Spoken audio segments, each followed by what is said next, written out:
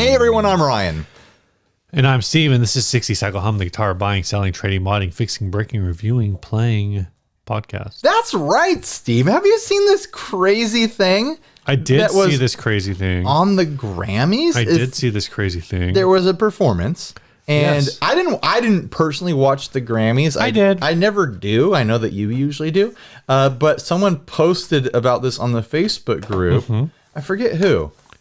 Probably have it in the notes. Michael Harris posted about it in the group. This bass player. So I think multiple, because originally from the performance, I don't know, maybe it wasn't in our group, maybe it was in a different group, but Emily from Get Offset posted about it, saying like, "What the heck is this? What's going on here?" The bass player in this band that was playing at the Grammys has a bass guitar with a keyboard hanging off of it.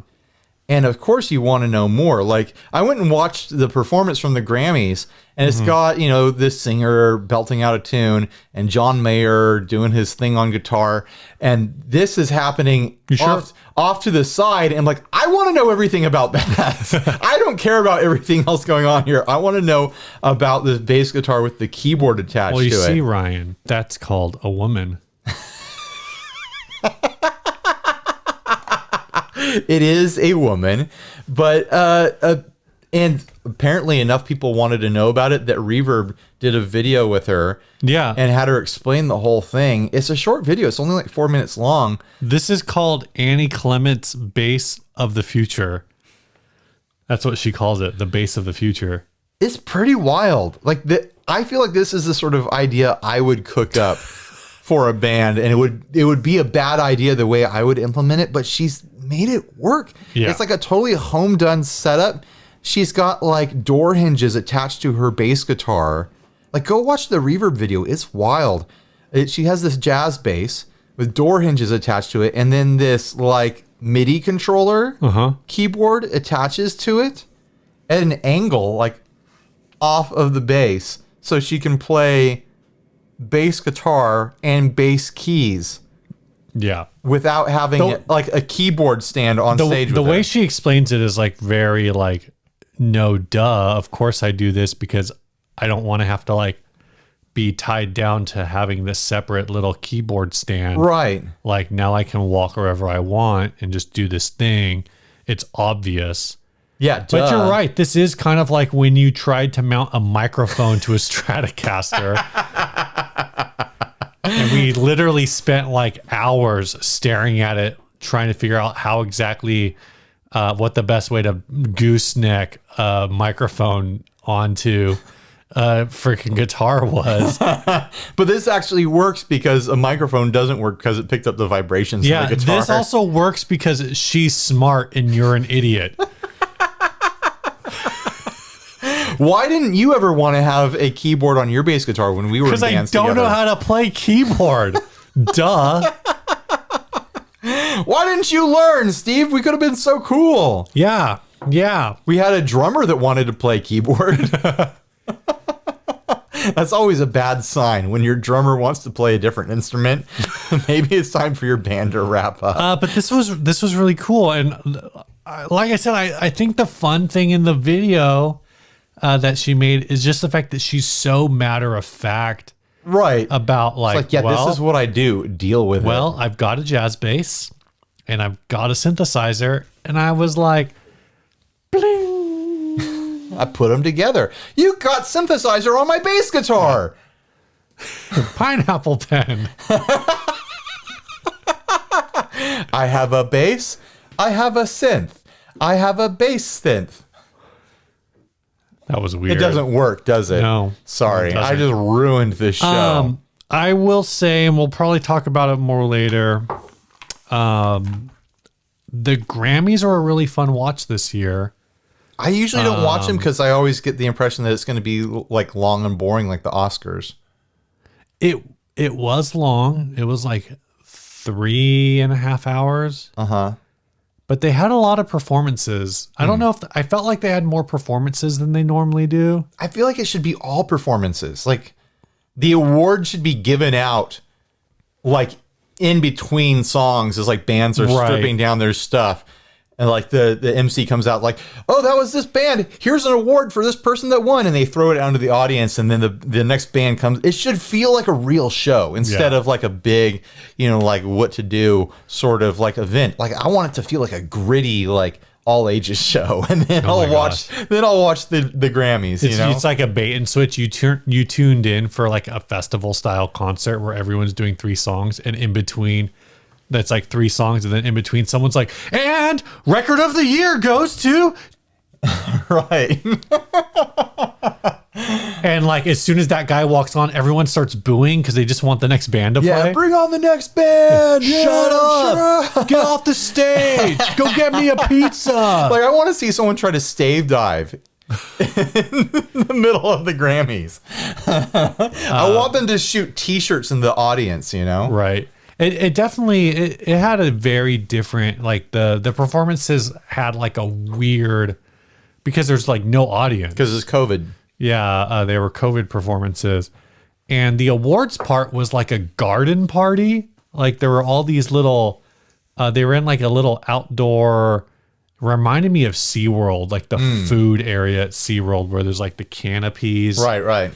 And I know exactly what you mean because I've been to our local SeaWorld. People who have not been to our local SeaWorld have I'm no sure idea like what you're talking about. Any theme park has, these food areas where they have canopies and like a small stage for like performances, and everyone's at the table. Like gazebo chic. Yeah, you're at Disneyland and you're like, oh, the little girl killed Darth Vader, hooray! like that kind of vibe, right. Like an outdoor performance area, and they're all like spread out. But the performances were indoors, but the I'm saying the outdoor presentation was outdoor. But yeah, there were a lot of cool performances. I watched the Grammys. I watched it from like the 1 hour mark to the end, and then I watched the first hour on the repeat because they show it twice in a row. I think someone's got to take this concept and run with it, like Korg or Moog or what is it, another company like Alesis or something like that. They need to come out with a keyboard that is the exact right size to fit onto a pick guard, because she's a small keyboard, but I feel like there could be a smaller one, like those little Casio battery powered keyboards. Like that would be closer to the right size. One of those. I think I feel like every kid born from probably 1979 to 1986 owned some kind of Casio keyboard. And this is like a 2-octave keyboard. I feel like you don't need 2 full octaves. You only need like 1 if you're just doing simple bass lines, right? Well, in the video, she uses the full range. All right. Right? She has bass parts on one section, and then when she's playing like traditional synthesizer lines, so bass synth is like boo, boo. In fact, actually, one of the ones she plays in the video is the synthesizer intro to Against All Odds, Phil Collins. That I don't know, I can't make that sound. But then she's also like, oh, if you're doing like an all 80s cover, so Steve was just throwing his phone around. Drop my phone. And like, oh, here's aha. So you're gonna play the Phil Collins low part over here, and then the on the higher notes. Oh, okay. So you need that range, man. This size keyboards like this, like you're saying it's 2 octaves, but even those Casios were 2 octaves. I'm saying it could be smaller. They're just tiny keys. Do you want tiny keys? I want tiny keys. You got sausage fingers, man. You're going to play like 4 keys at a time. It could be done with like accordion style buttons instead of full-sized keys, and it could be built into Nobody the pick wants guard. to play. Accordion sucks. How dare you talk trash about accordions, Steve? You know I love accordions. 60 Cycle Hum, the guitar buying, selling, trading, modding, fixing, breaking, reviewing, trashing accordions podcast. I actually own an accordion. I know. I don't know how to play it. It's got too many buttons. I want a synthesizer with accordion buttons. Do you know how to play accordion? No. It's really big. Accordions are so big. It's very unruly to try to play an accordion. Accordion, to my friends who play the accordion, it's a really interesting Oh, come on.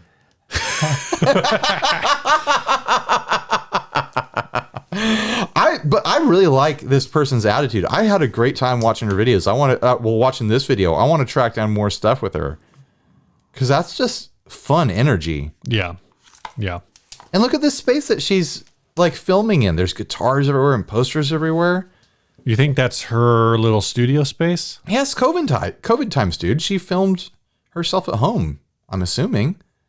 Unless she went to... Are these all artists? Maybe these are all tours that she's played on all these. Maybe. I'm looking at these posters. Maybe it's wrong for me to assume that this is her house, but I just get that impression that this is her space. I would believe. Well, so the poster not directly behind her, but the one behind her base, is also another Maren Morris poster.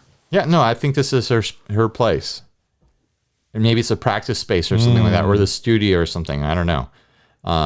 Yeah, I don't know a lot about her. But obviously, I think from the little bit that I've watched, I dig her tude. I dig the way she approaches things. I dig her adapting instruments in a fun way and just like deal with it kind of attitude towards it.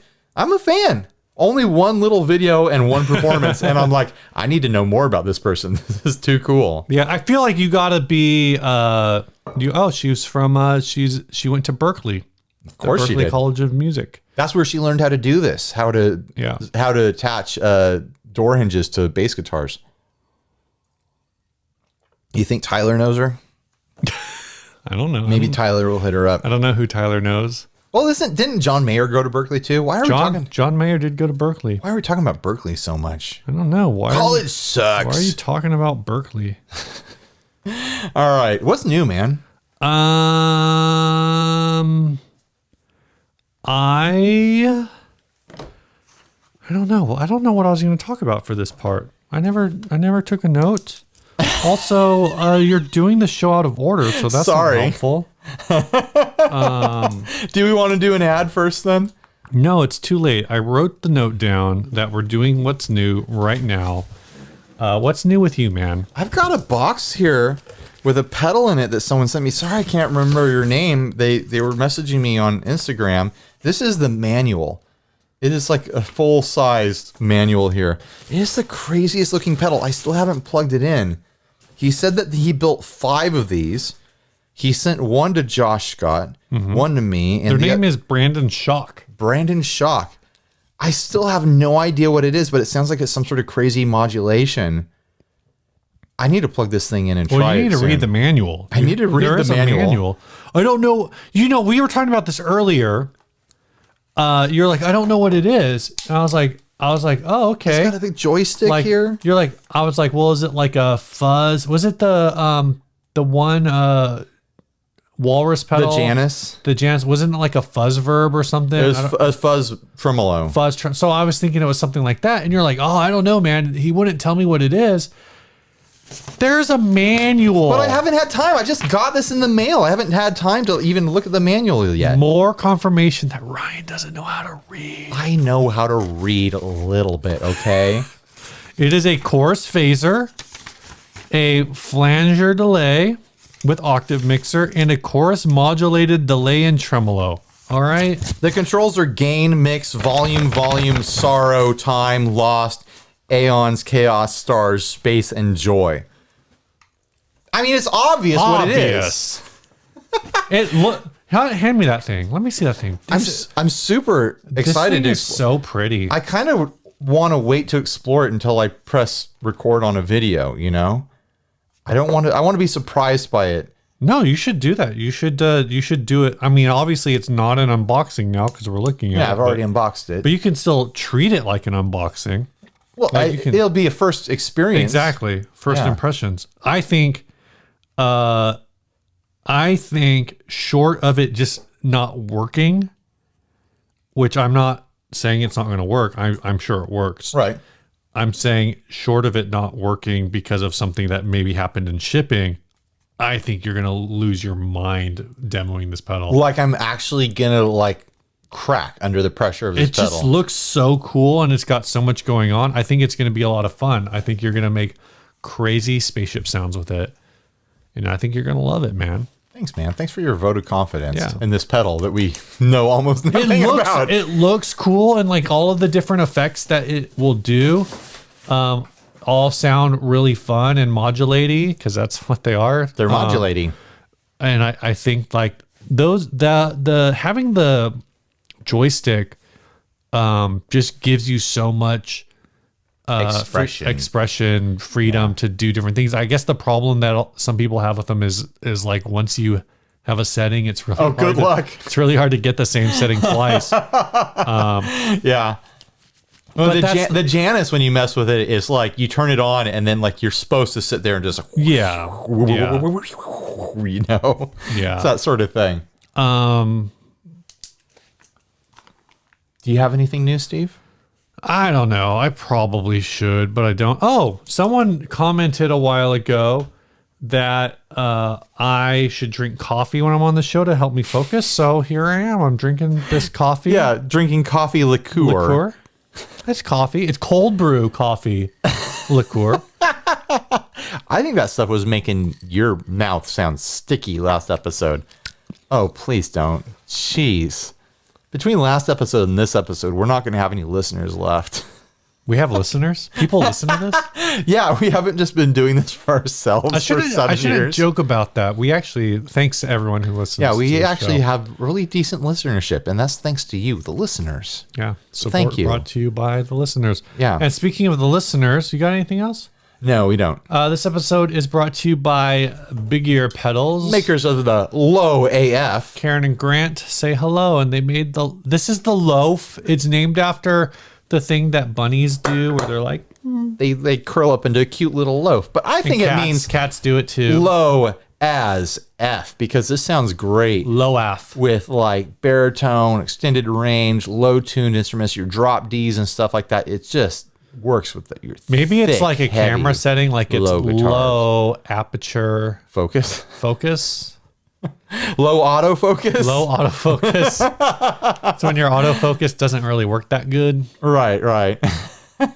We've got a really low autofocus situation right now. Yeah, what does that mean? I don't I know. don't know.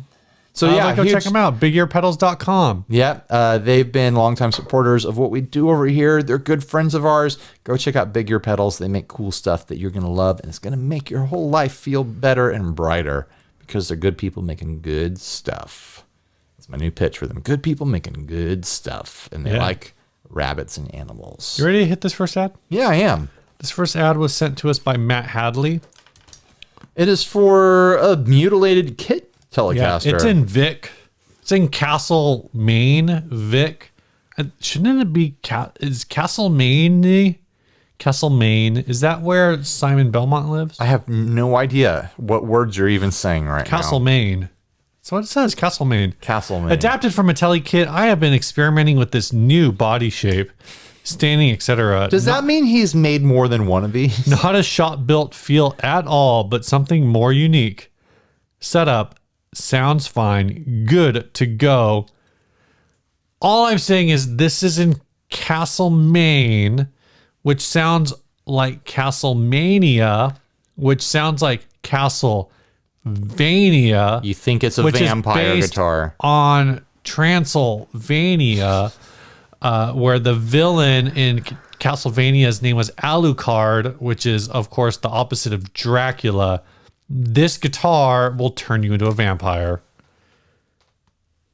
That was quite the journey, Steve. My question is, you're a man of science, Steve.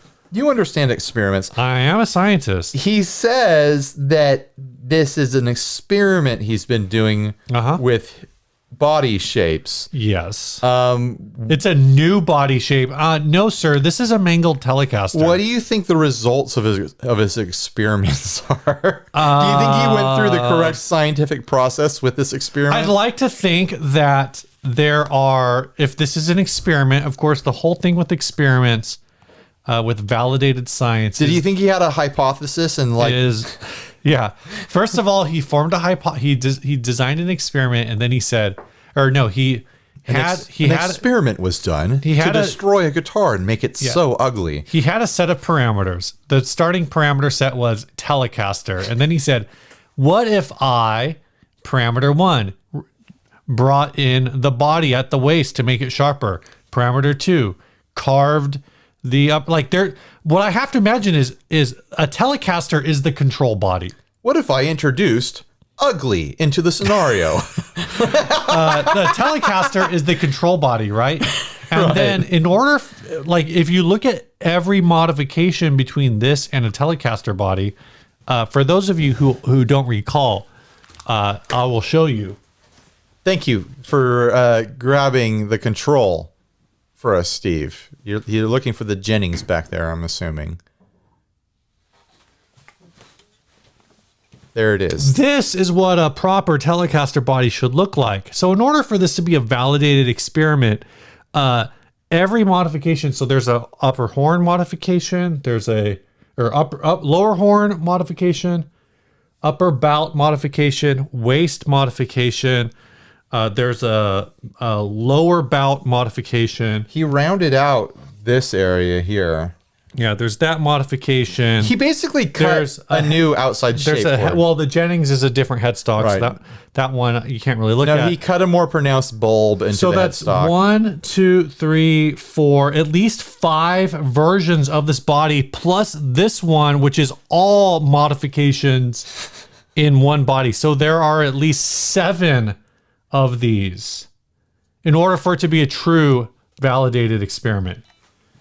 That's assuming full factorial design to this experiment. I'm sorry. He could have used a partial factorial where he kind of combines different elements and makes some assumptions about parameter or factor interactions.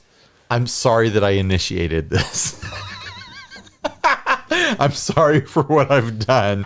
I don't think there's any part. Well, you didn't, right? And really, actually, I say that's each factor looked at individually plus all factors. But really, for this to be truly like a well-rounded experiment, there needs to be a version that has the tight waist, modified upper bout, but the original Tele bottom. So 1, 2, 3, 4, 5. At least 2 versions. There's at least 25 of. plus the headstock. There's at least 36 of these. Oh my god! If this is a true experiment, if it's a full factorial, like I said, he could have used an optimized one in order to get the number of guitars down. if Steve had a tail right now, it would be wagging. He is so happy right now to be doing science talk. I'd say that the result of this experiment is that he has failed at producing a more aesthetically pleasing Telecaster. I just want to know what software is he going to use to analyze the results of this study? Is he going to publish a peer-reviewed study after this? Yeah. What journal is this going to be in? I would agree. This is rough.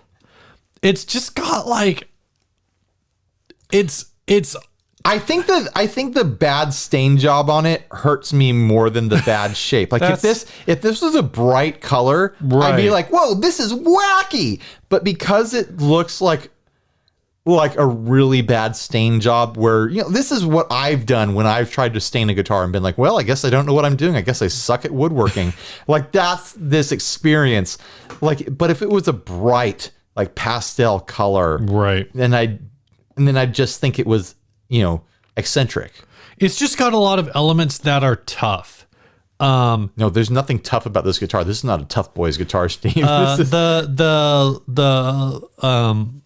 lower upper arm, the lower arm, is kind of has this like non-reverse Firebird thing going on. Yeah. Which by itself is kind of cool. And actually I think that combined with the way the upper bout is done kind of gives me Schecter Tempest vibes. You know what? If you smooth out that deep cut on the upper edge there, it's not too far from like a Talman sort of concept. Yeah, I think that's the problem is the way I look at it is if it was like that, right? I think that works better.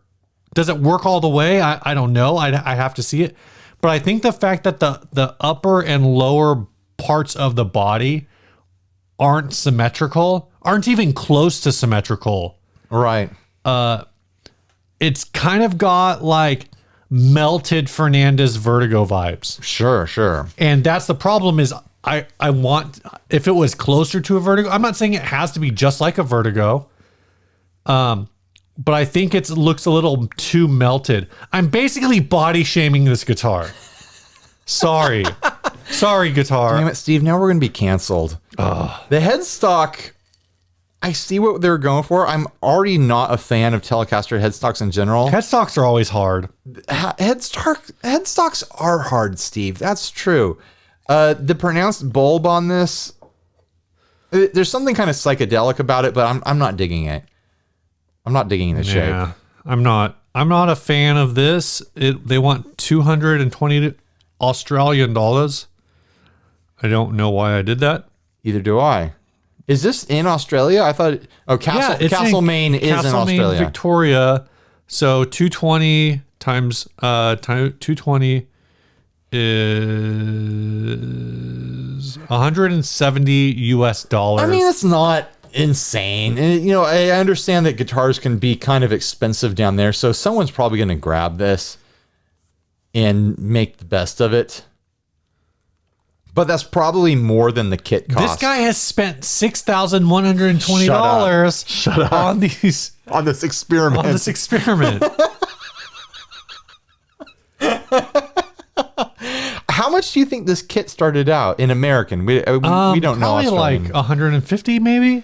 140, 150. This is probably like one of those Naga kits or something. Yeah, because it looks like not Saga. Saga's I think is the brand. Naga is the animal that they harvest Naga hide from. You don't know about that? No. So there's a lizard that lives in the Southwest. Shut up. This isn't real. It sheds its skin. And people figured out a way to harvest the skin and sandwich it and glue it into Naga hide, and that's where Naga hide comes from. No, it's not. This is the dumbest thing I've ever heard. It's an old meme, sir, but it checks out. I've never heard this before. I've never even heard of this meme. It's not really. It's like pre-internet, like old wives' tale. Like, that was their advertising campaign. Oh, was it? Yeah, the Naga. It says the marketing campaign of the 60s and 70s asserted humorously that a Naga hide was obtained from the skin of an animal called a Naga. Nagas shed their skin it says, unlike other animals that have to be slaughtered, Nagas can shed their skin. There actually is a Naga doll. Now you're gonna. Oh, that looks fun. Yeah, and that was. It said the Naga is ugly, but this vinyl hide is beautiful. Well, anyone who's owned anything made out of Naga hide will say no. Your Naga hide chair is not beautiful. Are you saying this chair is Naga beautiful one? Yes, that's what I'm saying. Most people would much prefer a fabric chair over Naga hide. I mean, leather can already be sticky. You turn it into plastic and ooh. Yeah. It's a tough situation. We used to have some Naga hide furniture around when I was a kid, so maybe I'm just scarred from that. I don't know if we ever had that. We had some stools that were wrapped in Naga hide. Gross. Yeah. I hope you flushed them. Oh, come on. A poop joke, Steve? Really? We're doing poop jokes now? I did it. What's next? What do we do next on the show? Well, because you did the show out of order, we're now doing back-to-back ads. Oh. Thanks, Ryan. This is a Metal Paul. This was sent to us by Andy Harper, not Metal Paul. It's a Metal Paul, but it's sent by Andy Harper. Admittedly, not for everyone. Metal Paul is short for Metal Paulbert. Metallica Paulbert. This is a one-of-a-kind guitar. The Les Patina began as a second-hand Epiphone I like Les that Paul. name, Les Patina. That's fun. Les Paul standard that I had held on to for years. Missing all the original electronics. No kidding. Showing many unflattering signs of wear and tear. I decided to try something different, and the results were phenomenal. Leaving the center line intact out to an inch behind the bridge, 40-50% of the body's mass was routed out into a large chamber and capped with hand-formed 18-gauge steel. I'm glad he told us how many gauges that steel is, because I would have wondered. A lot of words. The patina on all the steel parts is actual rust patina that has been neutralized, chemically cleaned, and covered in many coats of clear. The sides, rear of the body, and neck have been refinished in dark bronze metallic finish. The humbuckers are Duncan they're not even real Invaders. They're Duncan Invader style. Oh. Incredibly loud, yet surprisingly bright. Isn't that basically what Invaders are? Can you really tell the difference between a real Invader and an I don't know. Invader knockoff if it's the same kind of output? You're just smashing your signal with the brightest, like, highest output pickup you could find. The original location of the pickup selector has been retrofitted with a momentary switch that cuts signal to the amplifier when pressed. I do like the look of that momentary switch. Yeah, it's cool. That looks cool. Professional setup, blah blah. Tuning. Who cares? This is details. I'm not reading that anymore. Thank you for tapping out on the big block of text. Did he say what it started out as? What brand? It was an Epiphone Les Paul Standard. Okay, so he modified the headstock quite a bit, which I appreciate. I haven't been able to get the headstock pictures to load. It's right here. Oh, that looks really good. That looks better than the real headstock. Yeah, it's not bad. And he's punched his lettering into it. Can't actually read what it says.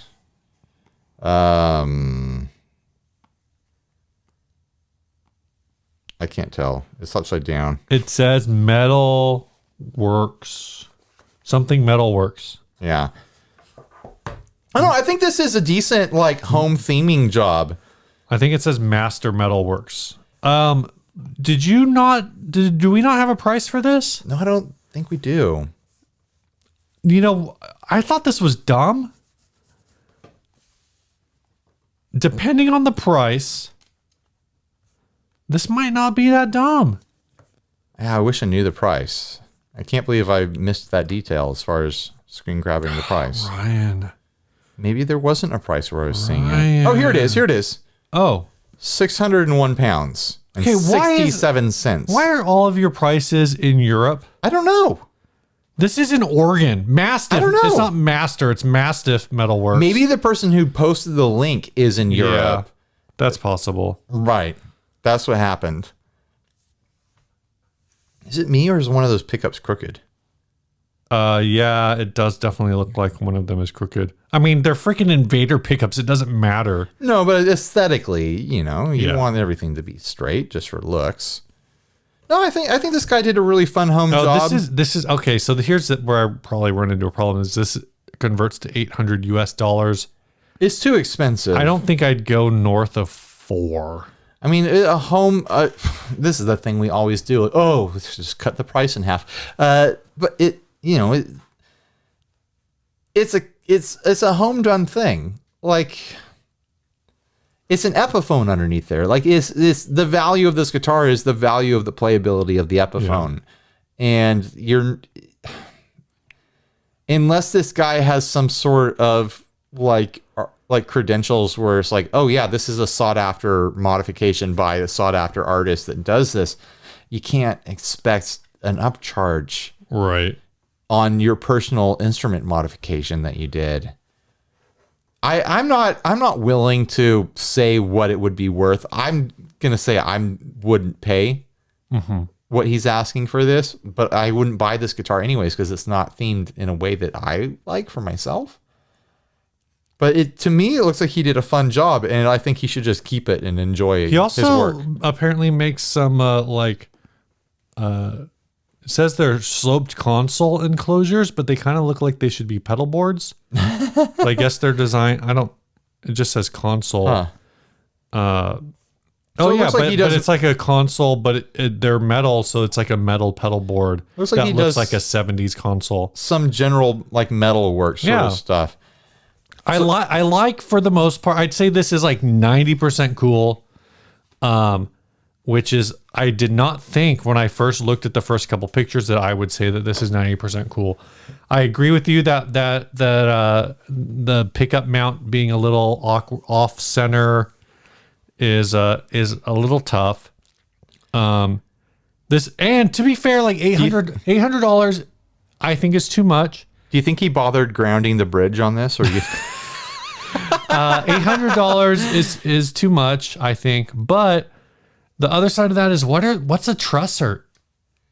Yeah, like but a couple those are done so much cleaner than this.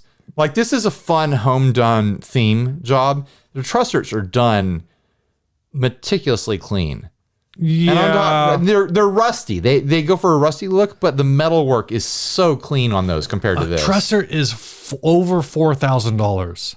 Right, but those are much closer to like a work of art versus this being a home themed guitar. I think my biggest problem with this sort of thing, whenever we see it, is screws on the edge of a guitar. Right, and these screws look sharp.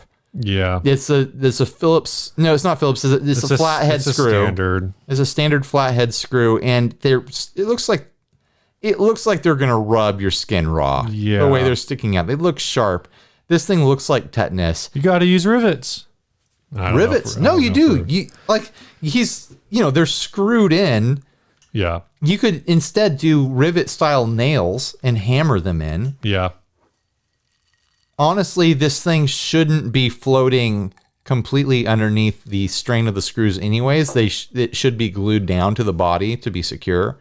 It should be welded, obviously. You can't weld metal to wood, Steve. At least I don't think you can.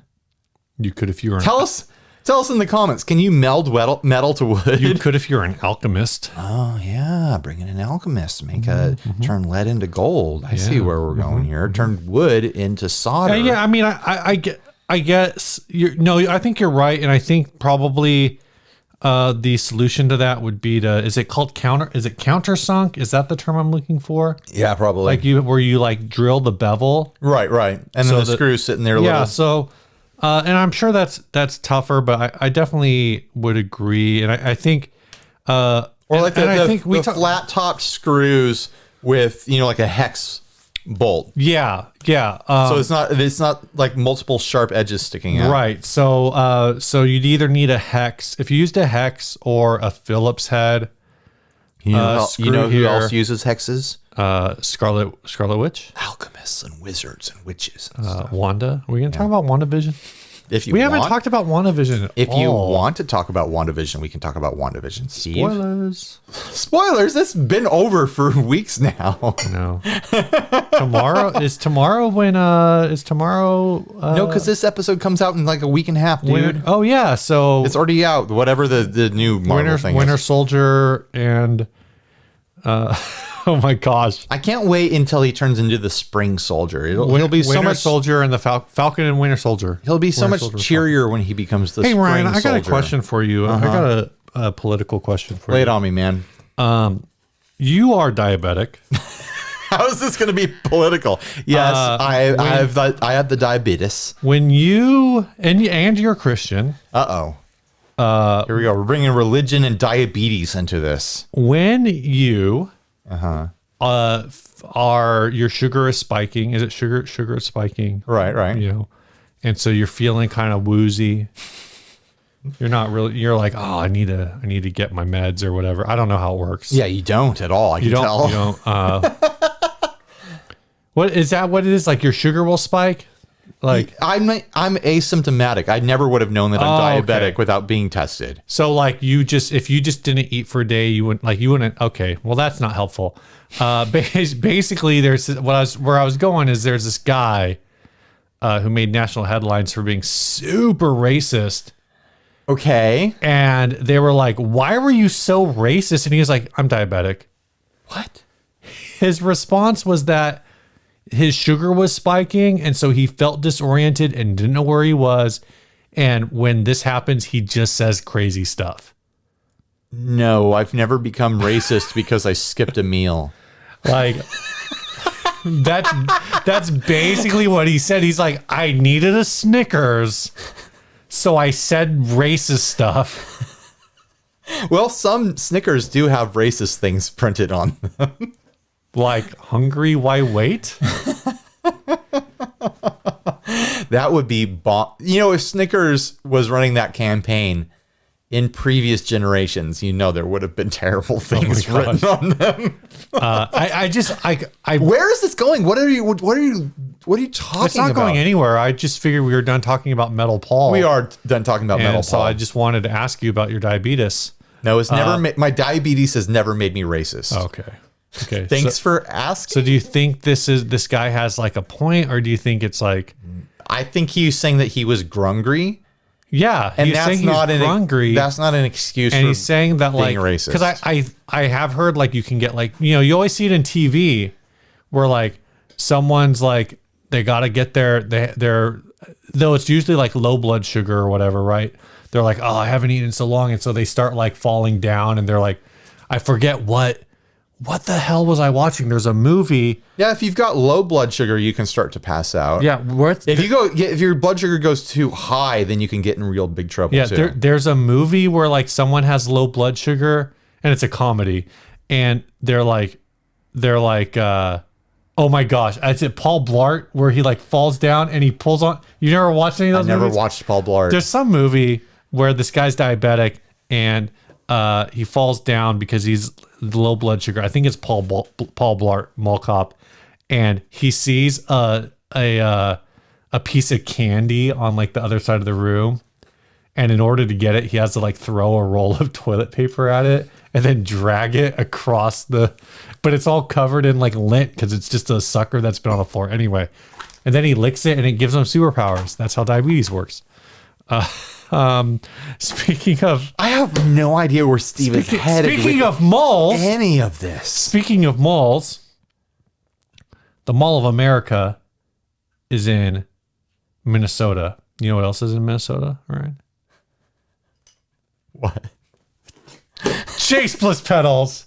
They make pedals more creative than you are. More creative than that segue that I just made. Way more creative. We've got twin Bliss factories here. I've got a silver one. Steve has a black one. Yeah, very cool. My serial number is 198. My serial number is 1157. You can now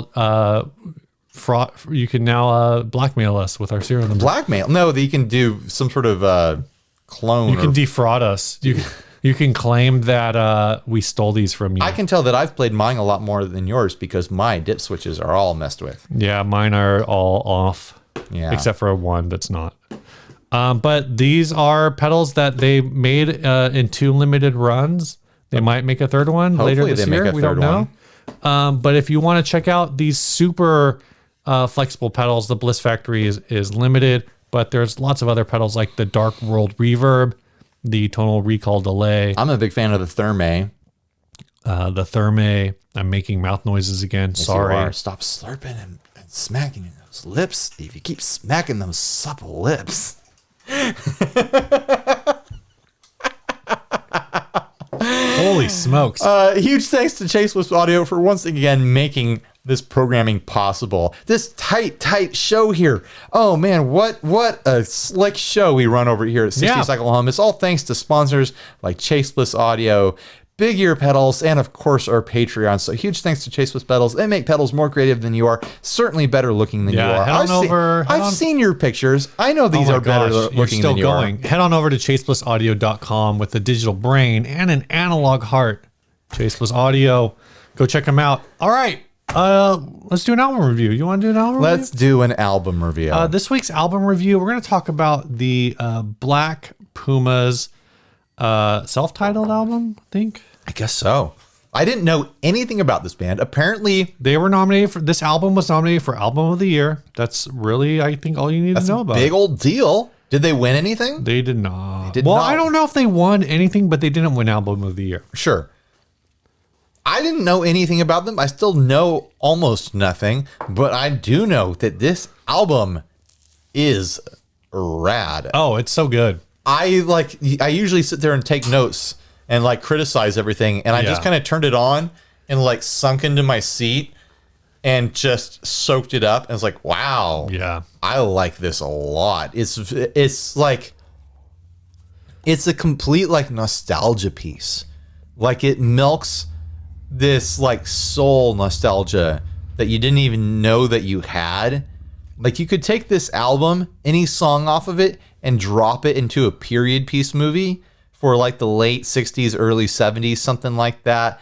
Kind of like Al Green era soul. Mm-hmm. And you would think it was of that time. Yeah. But it doesn't sound like it's trying to be any one song. It's like, oh, here's a bunch of songs you didn't know existed that sound perfect for this era. I thought it flowed together really well. It does. It doesn't feel one of the things that so I tried listening to a couple of the other popular neo soul. I don't know if you call it neo soul, but kind of artist funk. Funk is a kind of a popular thing too right now. Try to listen to some of the other popular artists. And I just couldn't get into it. And I think some of it is because I'm really big on vocals. I really enjoyed the vocals on this album. Oh, the vocals were spot on. So good. The guitar work is the right amount of guitar work. It's not like, it's tasteful. Some of the other bands I've heard that do this style of music where there isn't a vocalist, it's almost like too much guitar, and you're like, okay, we get it, you're good. This one is like, it's like a lot of like electric piano driven stuff, and then you're like, oh yeah, this is cool. And then the guitar just comes in out of nowhere. You're like, there wasn't a guitar here 2 minutes ago, and then it just comes in. It's like, right. No, everything about every track is tasteful and perfectly balanced. Like, it just all works. It's super, super good. I'm really impressed with the whole thing. I honestly wish I had this on vinyl, and it would be one of those records that I throw on when I'm having a really chill, like Saturday morning breakfast sort of thing. Like, okay, I put on the record, I mix some pancake mix, the family starts coming down, I squeeze some orange juice, the sun's coming through the window, and it's just like the perfect like mood setter for like the beginning of a really nice weekend. I'm gonna buy this for you on vinyl, and then I'm gonna bring it over here, and you're gonna cook me breakfast. I'll do it. Don't threaten me with a good time. That would be fantastic. I pulled it. It's actually funny. So, we kind of have a little bit of a Grammys theme here. I guess so. And originally, I wanted to just do. I was like, oh, let's listen to the album of the year. Let's think about the music of 2020. This album actually came out in 2019, but whatever. Sure. It was on the 2021, the 2020 nomination timeline. The problem, air quotes, I guess, is the winner for album of the year for the 2020 calendar year, so the 2021 Grammys, was Taylor Swift's Folklore. Oh, and we just did Taylor Swift. Yeah, I was like, we just did Taylor Swift. So, oh well. Sorry, Taylor, we didn't talk about you again. Yeah, and they performed their single "Colors" on the Grammys. You should check that out. They did a live performance. But yeah, I really enjoyed this. I'll listen to it again. My daughter didn't like it, but she doesn't like anything. My wife texted me today and said that she had, I don't know if they were just listening to music, or maybe, it was probably on the radio. And a Maroon 5 song came on, and it was followed by a Michael Jackson song. And my daughter said that she liked Maroon 5 more than Michael Jackson. I think I'm going to have to get You need to get a new daughter. Time to get a new daughter. New kid. Swap her out. And my wife was like, well, Maroon 5 is borrowing like a lot of Michael Jackson things for their song, like a lot of the vibes and whatever. And there's no hope left. There's no hope for future generations. My daughter's response was like, yeah, but they did it better. And I was like, get rid of her. She's done. She's not in the family anymore. Drop her off at the firehouse. Yeah. So your wife is telling you this story, and you're looking around like, where is she, by the way? Oh, after that, I just kicked her out of the car. It's like, tuck and roll, honey. Have a nice life. Just pulled over to the center median on the 5. Get out. Yeah. But yeah, like burn rubber out of there. I had been hearing about Black Pumas really only because of this Grammy cycle. Mm-hmm. So I finally checked them out, and I realized I'm glad you did. I realized their one single. Like I don't know if I've heard on the radio or if I've heard on TV or what. Now I've heard that it's become a thing that younger generations are listening to a lot of older music on their Spotify's and stuff like that. Yeah. Because that's You got your Spotify's, your Pandora's. yeah, you know what I mean. Your iTunes Your Groove Tracks, your TikToks, your Bandcamps. Yeah. But my question with this, because it is so perfectly capturing an era of music without being like a lampoon of it, without being like, oh, this song is trying to sound like that song or this song. Is there something smart about that, or if you make music that fits in perfectly with an era of classic music, is it smart to do that? Because then you'll get put in with that music that is already, hitting the algorithm hard for being classic.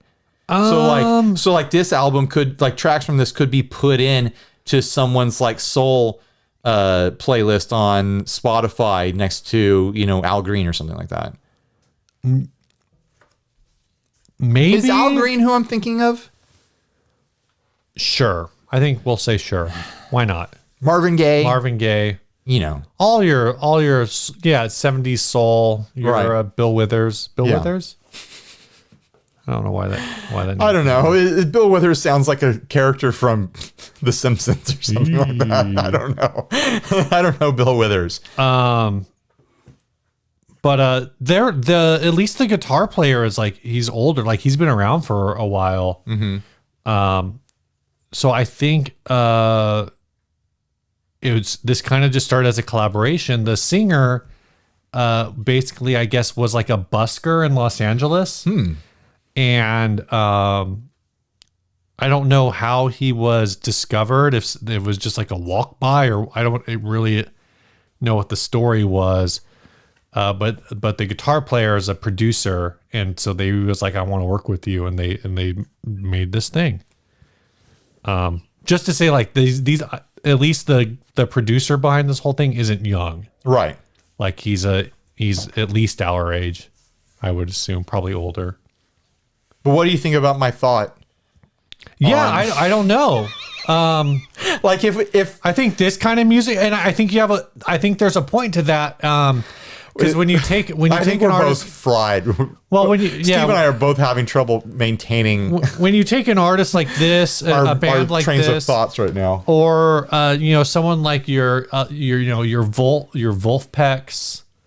What's that band that sounds just like Led Zeppelin? Do you think that's the strategy? Like, can't even remember their name.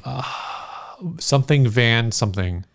Yeah, Greta Van Fleet. That's what it is. You think the strategy is like, oh, everyone's listening to Led Zeppelin on Spotify. If we sound like Led Zeppelin, we're going to be put in that mix. I think it's just another wave of like kids being introduced to their dad's music, but now it's like like maybe a little further. Kids being introduced to their granddad's music at this point. So I think, probably in 10 years, you're going to hate it, but we're going to have a bunch of emo bands again. It's going to be My Chemical Romance Part 2. The flip side of that is it dangerous? Because you mentioned Greta Van Fleet. You mentioned the fact that like everyone says they sound like Zeppelin. Well, Greta Van Fleet sounds derivative. Yeah. I wouldn't say that these guys sound derivative. Do you think these guys don't sound derivative because you don't think they sound because they're not derivative, or because you're just not as familiar with the genre? No, I'm fully familiar with the genre. I just can't come up with any names right now because my mind is fried. No, I grew up listening to oldies radio and listening to a lot of old soul, a lot of old Motown, a lot of old doo-wop and stuff like that. And so it was pure nostalgia to listen to this. Yeah. But it was so incredible for it to like fire up that section of my brain without it being like, oh, I understand, like, oh, here's a hard reference to this song. Here's a hard reference to this lick. Here's a hard reference to this beat. No, it was like new. Right. It was new music in that era so perfectly that, like I said, you could drop it into a period movie and you would not know that it wasn't music from that time. Right. I think there are artists doing that, and maybe it does allow them to get into some subsets like that, get onto playlists. I don't know. I guess I haven't thought super hard about the broader implications of it. Well, maybe you should, Steve. Maybe you should think about it. Okay, maybe I should. I'll think about it and I'll get back to you. Thank you.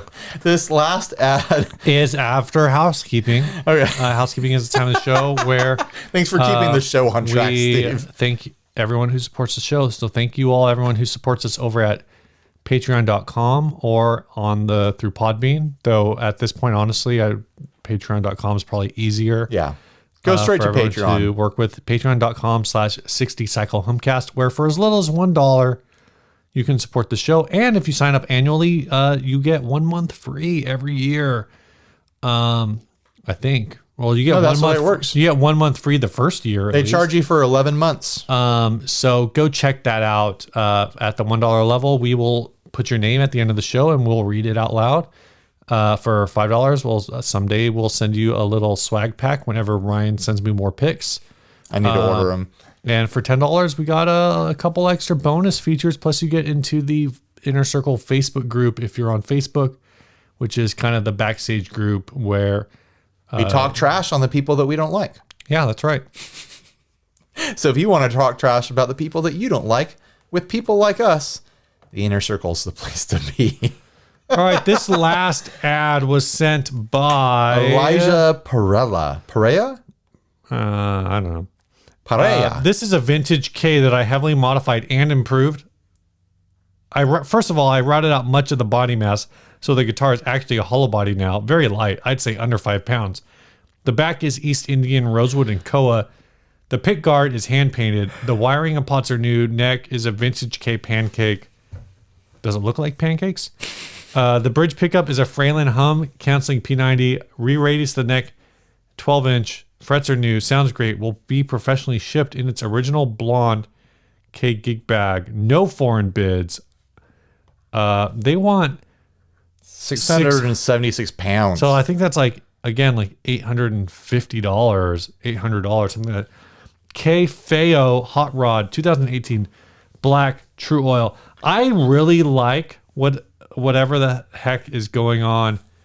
It's a cool look. The bridge pickup, though I think that might just be the pickup upside down. I don't know. I think it just has the cover removed. But that being said, there's a lot going on here. This guitar's been on a journey. This is no. I kind of love that it only has 4 fret dots across the entire neck. Like, oh, you don't need a fret dot on the 3rd fret. Oh, you don't need a fret dot past the 12th. We're just going to give you 4. $900 US. Jeez. I appreciate that work was done on this. Is there like enough of a collector's market for these old Ks that even a highly modified one would fetch that kind of price? No. And these modifications, they do not look professional at all. These are, there's a real reptile dentist sort of vibe going on here. I mean, it looks functional. The fretwork on it looks new and modern, so it probably plays decent. But man, there's a lot going on here that makes me not think that it should be commanding that sort of price. Like, they just called this a vintage K. You can't call this an accurate representation of the original instrument anymore because it's been modified to the point where it's something else now. Yeah, I'm having trouble finding the original 2 pickup version of this. I'm finding a bunch of K Vanguards. This is a 4-knob 2 pickup Vanguard. And I'm just not seeing them. But this also might be a craft, like off of like a Craftsman or an old, I guess there's one called an Old Craftsman as a brand. Boom, there it is. 1962 Old Craftsman Vanguard in Sunburst. Original condition. Different headstock. It is a different headstock. 3x3, but same it's logo. It's the 3x3, not the K. Because I think maybe. Yeah, I'm not sure if this is the K headstock or if it's just a different Craftsman headstock. And that's for $649. $649. So this is the same. You've played one of these. I don't know if you remember. This is basically Tyak had one of these. Oh, did he? Yeah, he had a K Craftsman. They are super resonant. Here's another one for $700. This guy's whole angle is, I got a body, I took the thing apart, I rebuilt it, pay me $200 more. But it's not like he did an attractive job of rebuilding it. He says that he made it really light by hollowing it out. Like, these guitars don't look heavy to me. Like, These guitars, from what I recall, these guitars aren't particularly heavy to begin with. I didn't realize it when I was looking at my pictures, but I just saw it on your pictures. I think it's just the angle. This whole, I put Koa and whatever on the back of the body. Why? no, it's not like it made it pretty. It's like a patchwork, like an ugly patchwork. Yeah, you like glued this on and then shaped it, dude. Like, this isn't supposed to be here. No, none of it's attractive. I did not think I would like, and the unfortunate thing is looking at the front, the paint guard, I like the look. Like, if I saw someone playing this in like an indie folk band, I'd be, oh, that's a cool, like, personalized look for your old guitar. And never in 1,000 years would I be like, oh, you should sell that for more than it's worth in stock condition. No, when you do this sort of thing to your guitars, it's for you. And you have to understand that you're shaving value off of it because no one else wants the thing that you did. I think it looks cool. Mm-hmm. I think the TruOil finish on it, that dark black, that dark finish, that looks fine. It looks cool, like a wood grain sort of way. And I honestly like the Jackson Pollock style kind of like paint job on the pickguard. But that doesn't mean that you've done anything to it cosmetically that's going to make anyone want to pay more than they would for the clean stock version of one of these. The only thing that he's done that makes it more attractive theoretically than original one is he did a refret. And I'm assuming the refretted version is going to play better because it's just gotten, modern attention taken to it versus the vintage ones. But you know what? You can get one of those vintage ones that are in clean cosmetic condition and take it to someone and pay them like $250 for a full refret. And have them do the frets any way that you want. It's really bothering me that I can't find the Craftsman version with this headstock. I know it exists. Right. K Vanguards. There is this K Vanguard. Somebody's trying to sell it for $950. Apparently there is a collector's market at a higher dollar value than I was expecting for the clean ones, but this does not qualify for that price Here's point. like a project version. It just looks like it doesn't have a bridge, and they're asking for $250. Yeah, which that's I the feel, K version. It's got a K headstock. Looks like someone tried to put a tremolo in it. No, in this one right here. No, I know. I'm just trying to figure out. Yeah, maybe that's what it was. I don't know if any of these ever came with those, because those old K trems, like this sort of trem, like check that out. Like, how much wood do you have to take out to fit that? I don't know. Probably not that much. And the route wouldn't look at what you were just looking at. I probably don't even going to have that picture to put on the screen. Yeah, it's fine. Whatever. All I'm saying is they're asking $900 for this. This should not be listed for more than a reasonable listing. I would say $500. A reasonable, like, people are probably, like, the average person is going to be interested in it. I'm going to say like $400. If the current, that's still tough. People who are shopping for these guitars are shopping for them because they like the vintage you quality want it intact. You don't want the Fralin version of the pickup. You want the original pickup. I think that if you can replace the pickups with something new that maybe is not gonna fail, I think people won't care as long as it's cosmetically the same. Right. I think people who are buying these instruments and valuing these instruments, they want the preserved cosmetic quality of them. They don't want something that's been personalized in this sort of way. So it's just a tough sale all around. Yeah, and again, you route. I guess that's why the back is probably east. The back is East Indian and Rosewood because they routed out from the back. Right. So they routed out the back. They covered it up with other wood.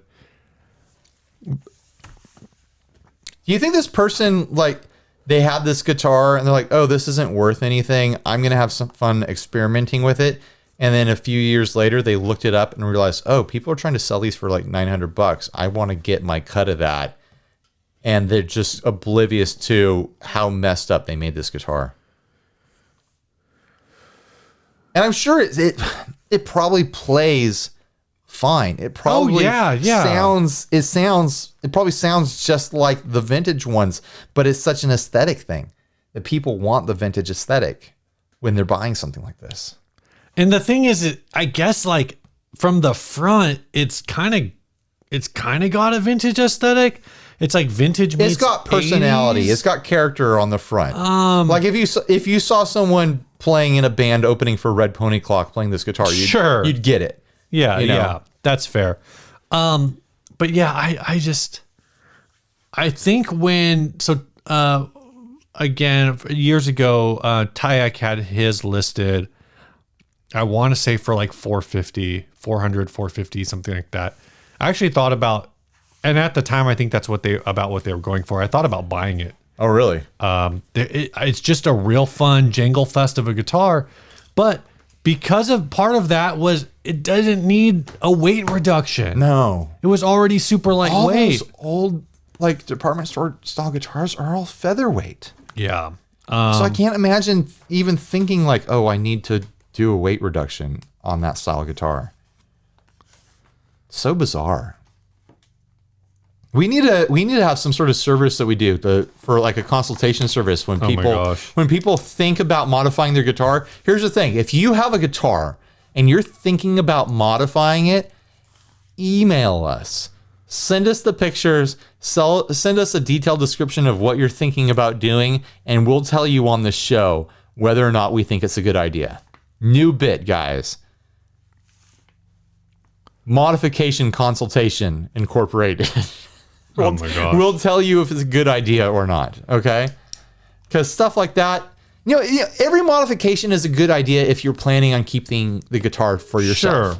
Sure. The moment that you turn it into a resale situation is when things start getting weird. You want to take a guitar and do crazy stuff to make it your own, I'm never going to tell you no. I might be a little sad if you're taking a cool guitar, you know, out of, you know, the ecology out of the environment of guitars that exist out there, but it's your possession. Do what you want. I was just surprised. The more that I read the ad, the more frustrated I got with it. Sure. So I don't know. Do you have any other thoughts? I don't. All right. This track was sent by Paul Crane. He said, like I said before, the band is complete radio silence. We broke up amicably. We played one of his tracks a few weeks ago. He said, for this one, I was playing a Tennessee Rose to do a classic 30. The spiky guitar was a Strat into another PV, I think, and the acoustic is a Cole Clark Fat Lady. The long guitar was a jazz bass. Did you make up long guitar? I thought I did. It was recorded at Scar Studios in Old Camden Town, sadly demolished to make more shops. All the best, Paul. This song is called... You can do it. Excuse me. I believe in you. It's called Fog.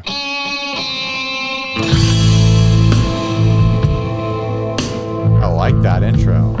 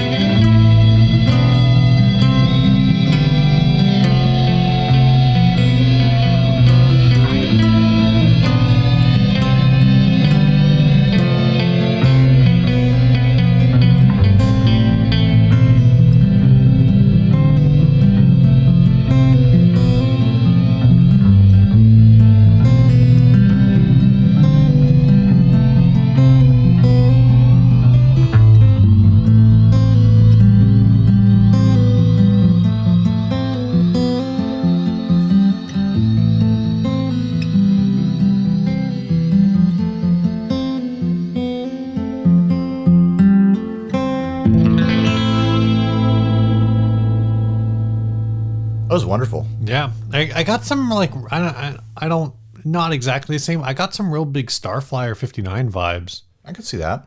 So Yeah. very cool. Thanks, Paul. If you want to submit something to the show, 60cyclehomecast@gmail.com is a place. Just send us an MP3. That's the easiest way to do it. I Yeah. usually play it off my phone. If you send us more than one, we just play the first one. Yeah, or the second one. I kind of just look at it and go.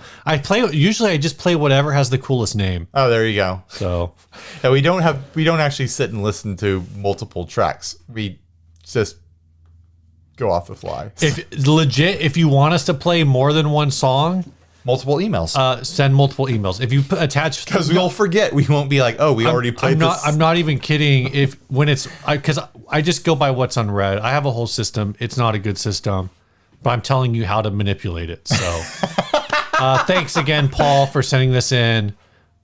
We've enjoyed actually really both the tracks that you've sent. Yeah. So, Bye, everyone. good night. Stay grounded. Bye.